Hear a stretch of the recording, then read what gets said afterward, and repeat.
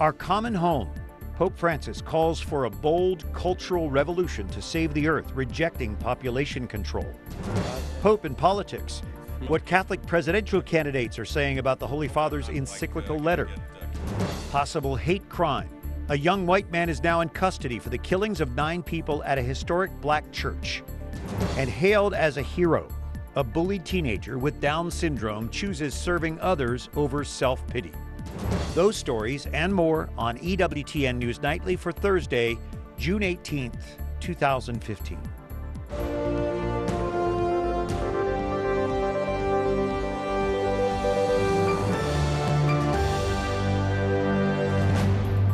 Good evening. Thank you for joining us tonight. I'm Brian Patrick with your news now. Pope Francis calls for a bold cultural revolution to save the earth from an environmental crisis. He said that begins with defending human life and dignity in his new encyclical, Laudato Si. The teaching document was unveiled during a news conference at the Vatican today. Pope Francis frames climate change as an urgent moral issue. The document strongly rejects population control and gender ideology. Francis calls on men and women to acknowledge their bodies as a gift from God which should not be manipulated. He criticizes environmentalists who show concern for preserving nature but not human lives. Cardinal Peter Turkson's office wrote the first draft of the encyclical. He acknowledges that the Pope is no expert in science, but is fully justified in speaking out on such an important issue.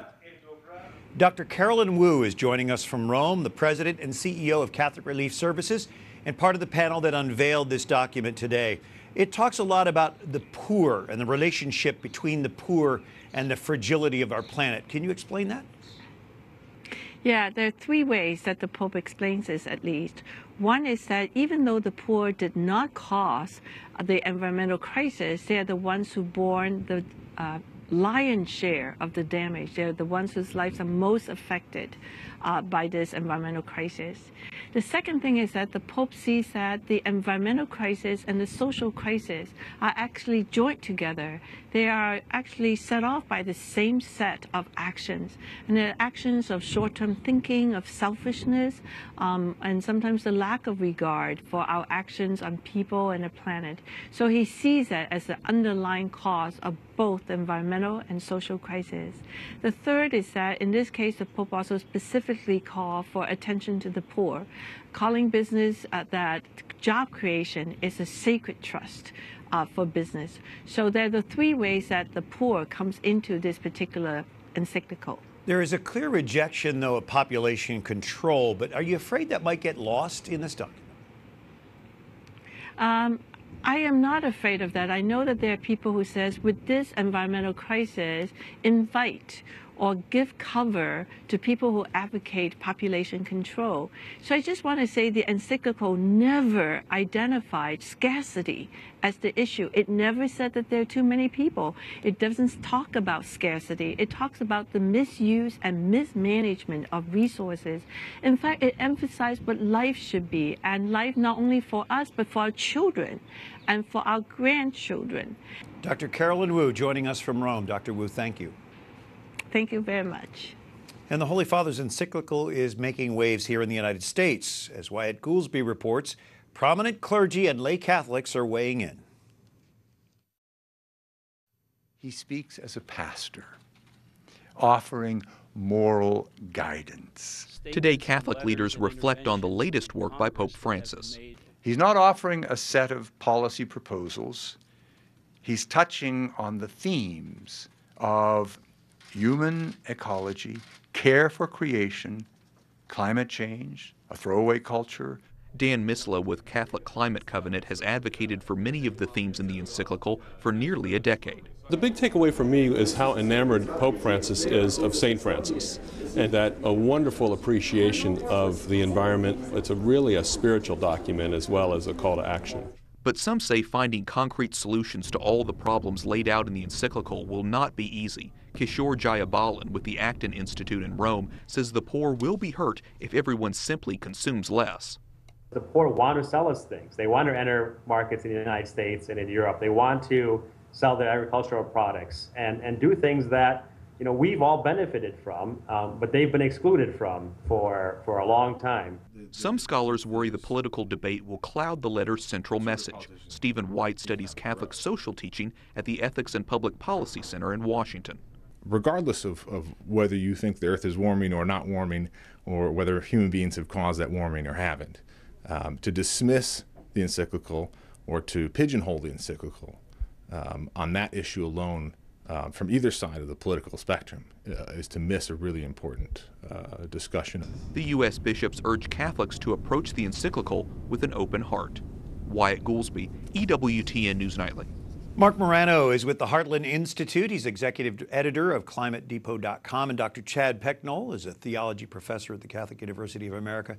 Marc, you have concerns with this encyclical. What are they? Well, the biggest problem is, even though it's a very nuanced document, and even global warming skeptics can find things in there, like the Pope is saying, essentially the science isn't settled and there's still debate and we need to look at evidence. The problem really is the timing, and particularly paragraph 169 of the encyclical, which the Pope actually states we must not fail to act God for a positive outcome of the UN climate treaty process, which is going to culminate in Paris in December. So in a sense, the Pope is getting very political, in essence almost lobbying for a specific UN global warming treaty. I consider that the most controversial and overtly political factor of this entire encyclical that was released today. Chad, you heard Cardinal Wuerl, and I know you've said this yourself, the Pope speaks as a pastor, but certainly there are political implications to what he says, aren't there? Absolutely. The Pope lays out a vision which is pre-political. It points us to our common home, something we all depend on. It also points us to St. Francis. It points us to Christ. It points us to the Eucharist, something super political. But you can't lay out a vision of what comes before politics and after politics and not have political implications. There are things in between, and a lot of those come out as policy recommendations, which the Pope knows are made tentatively as recommendations to inform our conscience. Marc, would you agree that the Pope is really building on what his predecessors have already said? Well, the predecessors, both John Paul II and Pope Benedict, have made similar statements about the environment and creation care and even climate change. However, where this Pope has gone is he's using the timing and the partnering, not just consulting with the United Nations, but actually partnering. He had Ban Ki-moon and UN advisor Jeffrey Sachs at the April 28 climate summit at the Vatican, which I attended. And they are actually, in a sense, helped write that climate summit declaration on April 28th.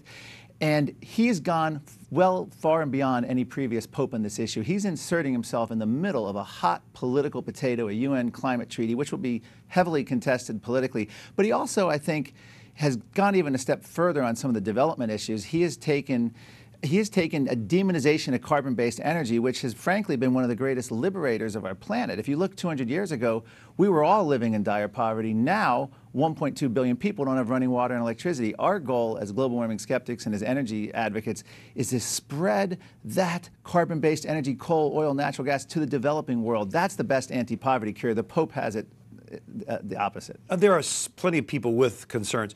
Chad, would you clarify quickly how much of this, how much do Catholics need to accept as truth in this?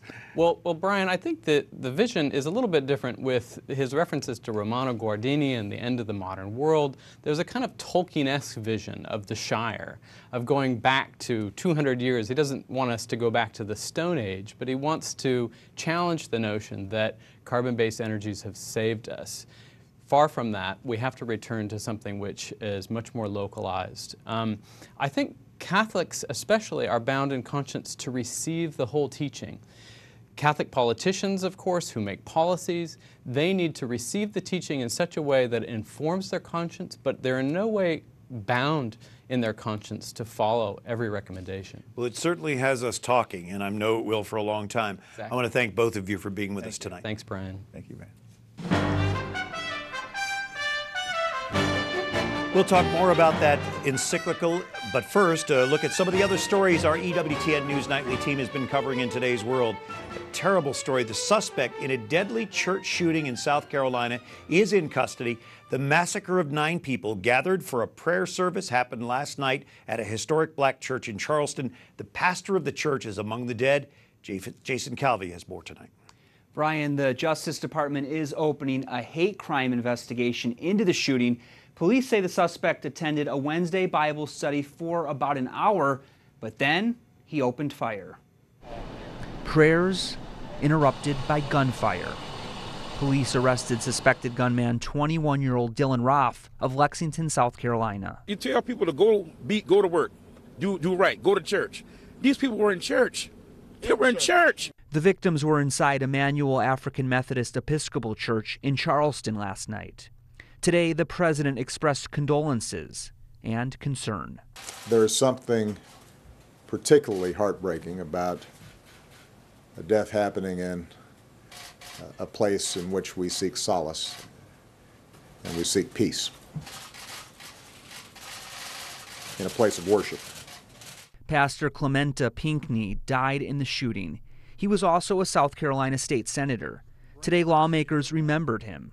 Strengthen us with hope for the days to come as we seek this morning to gather and honor one of our own, one whom we love with all of our hearts. And the church made an appeal to the city and the country. We stand in solidarity, but we also solicit your prayers for the family members who have lost loved ones here tonight. In the nation's capital, the tragic news is a lesson for Cardinal Donald Wuerl. I think what it does for me is say, all the more do we have to preach the gospel of love. Love one another, Jesus said, as I have loved you. Amen. The president says the country needs to deal with the problem of gun violence, but there's no appetite in Congress for tighter gun laws. Obama knew the pastor of the church, which traces its roots to 1816. Brian? Thank you, Jason. We must all pray. And the House votes today to give President Barack Obama fast-track authority on trade agreement that the Congress can reject or accept but not change. The Republican-driven vote is a dramatic turnaround from last week's setback dealt the president by House Democrats. This time, fast-track authority was separated from the rest of that bill. The Senate takes up the measure next week. Senate Democrats want renewed federal aid for workers displaced by international trade. A victory for religious speech today as the Supreme Court rules in favor of a small church. The unanimous ruling protects a community church in Gilbert, Arizona, from the town's discriminatory sign ordinance. It allowed large political sidewalk signs to be displayed for months while restricting houses of worship signs. The small church signs could only be displayed for less than 14 hours. In a separate case, the court ruled that statements made by children to teachers about a domestic abuse case can be used as evidence. The child does not need to testify in court. The justices also reject a free speech challenge, upholding Texas's refusal to issue license plates displaying the Confederate flag. The search expands for two convicted killers who escaped from a New York prison. Meanwhile, the lawyer for the man whose wife is charged with helping the prisoners escape speaks out. He says his client is shocked to learn his wife talked to the inmates about paying them to kill him. Authorities say Joyce Mitchell provided tools to David Sweat and Richard Matt. The two convicted murderers have been at large since breaking out of prison nearly 2 weeks ago. Well, a little rain can't dampen today's celebration for Chicago Blackhawks fans. They packed into soggy downtown Chicago along the Stanley Cup Championship parade route. Players waved from their red double-decker buses. Chicago beat Tampa Bay Monday night, winning its third Stanley Cup in 6 years. Following that parade, the cup was taken to Chicago's Soldier Field.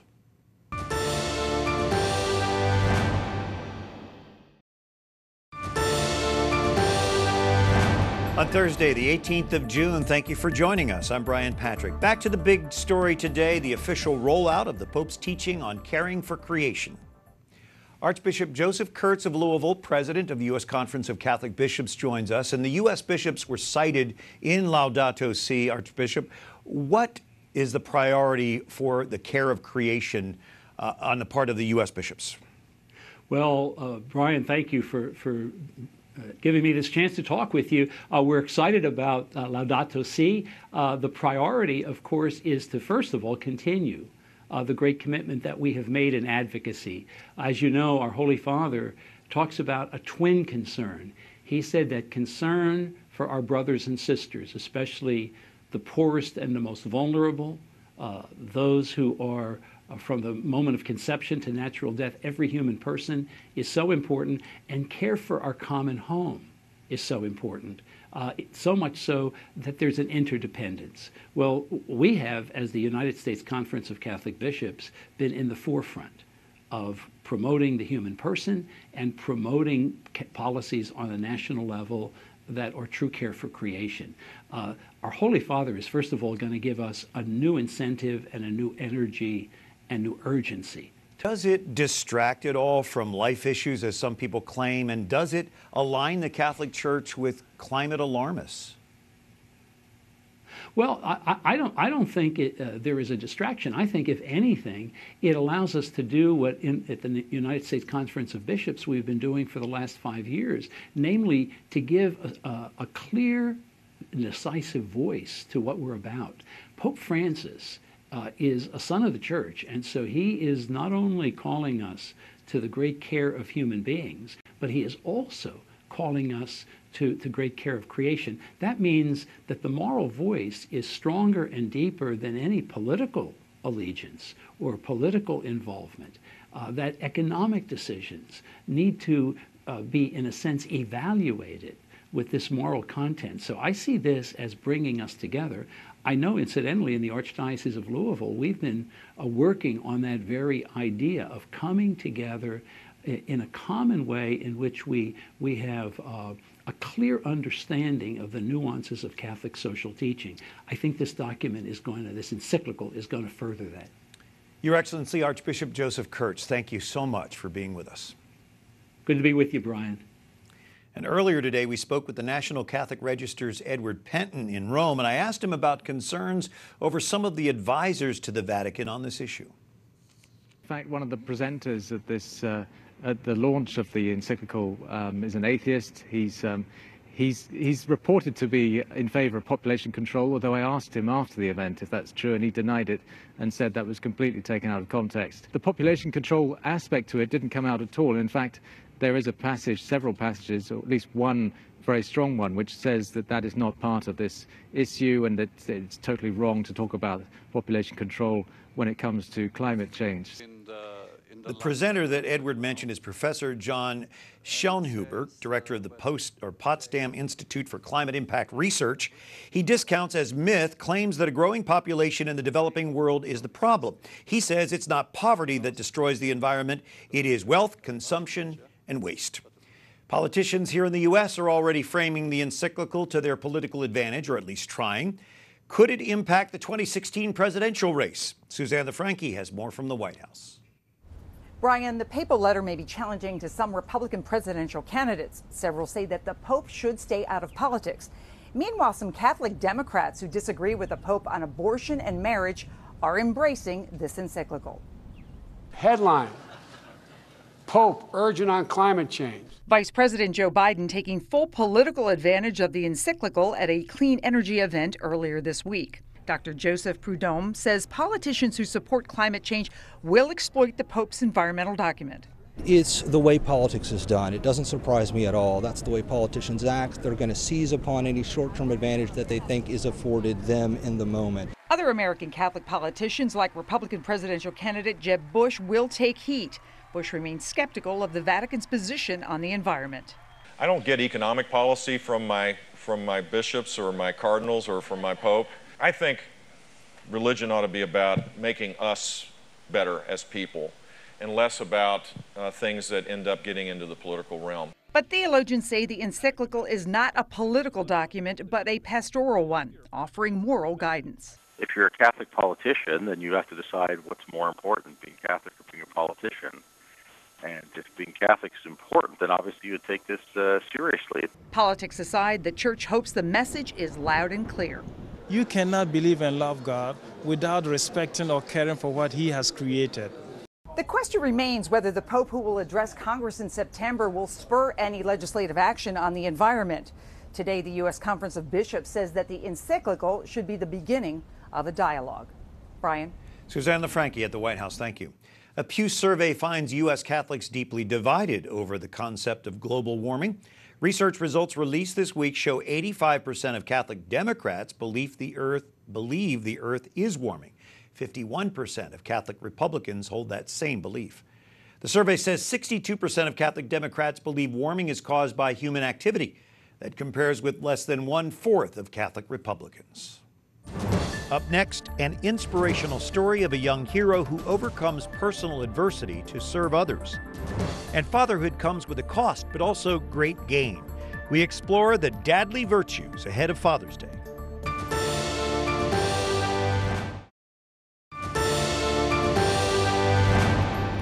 The throwaway culture of today calls for a new lifestyle. Hashtag Laudato Si, just one of Pope Francis's more than 24 tweets today from his encyclical officially released this morning on the environment.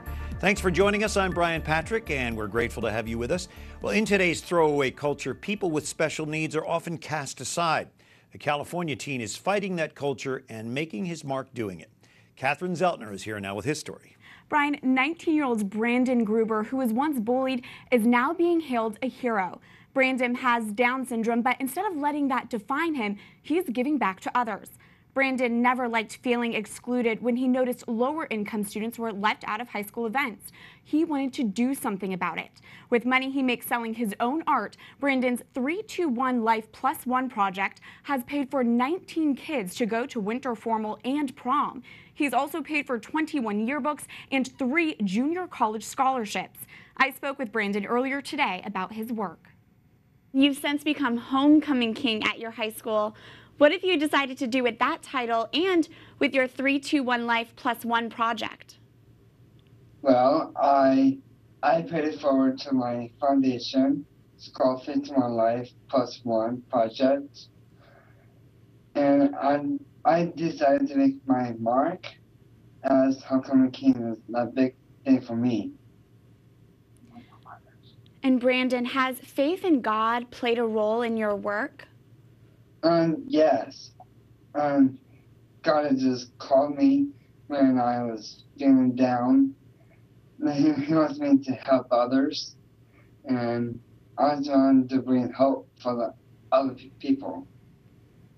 In addition to being crowned homecoming king, Brandon has also won the Most School Spirit and the Best Dancer awards at his high school. Brian. Very cool. Thank you, Catherine. Well, this Sunday, June 21st, summer begins, and this year's summer solstice, or the longest day of the year, coincides with Father's Day. Jonathan Last is with us, the author of The Dadly Virtues, and you say fatherhood comes at a cost, but also with great gain. What do you mean by that? Well, you lose sleep, you lose money, you lose sanity, you lose a sense of serenity. It takes so many things from you, but it also gives you so much. It's this great sense of purpose, it's this great achievement, and it's important work. This is one of the things we hit over and over again in the book. Fatherhood is indisputably the most important job that most of us are ever going to be called to do.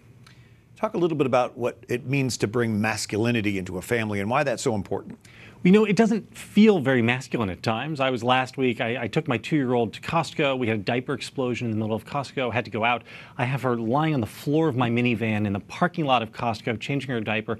And at that moment, I thought, I used to be somebody. I used to be a man. This does not feel super manly. But at its heart, fatherhood is really the most manly thing you can do. This is, what is manliness? Harvey Mansfield, the great philosopher, says manliness is at its core giving up and sacrificing of yourself to protect the weak and the innocent. And that's the very job description of fatherhood. Yeah, as a papa, I change a lot of diapers, and my saying is, love stinks. But it's good. It's very important. So here you are, a full-time media expert in D.C., and you're balancing this with your family life. How do you do that? Well, I mean, the dirty secret is being in the media isn't a real job. It's not like I'm, not sitting at a desk for 12 hours a day. I'm not tarring roofs. I'm not, building buildings. And so the answer is my wife and I have been able to make it work for us. We both sort of work odd schedules here and there. We share the work. We share the kid raising. And weirdly, we're almost Scandinavian in how egalitarian we are, but we enjoy it. I mean, in the sense that we enjoy taking on the work. We don't always enjoy the work, but we enjoy taking on the work. And a father really has a role of raising children spiritually. You have a chapter about teaching your kids about God. Yeah, it's by the great Larry Miller, who's, funnily enough, a stand-up comedian and actor. Lots of people know him from Seinfeld or from the Christopher Guest movies.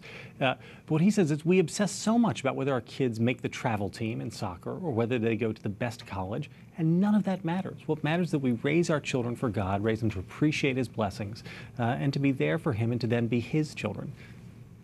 All right, the Dadly Virtues, Jonathan Last, happy Father's Day. Thank you, you too. And until tomorrow, like us on Facebook, follow us on Twitter, watch again on EWTN's YouTube page. For the EWTN News Nightly team, I'm Brian Patrick. Good night and God bless you.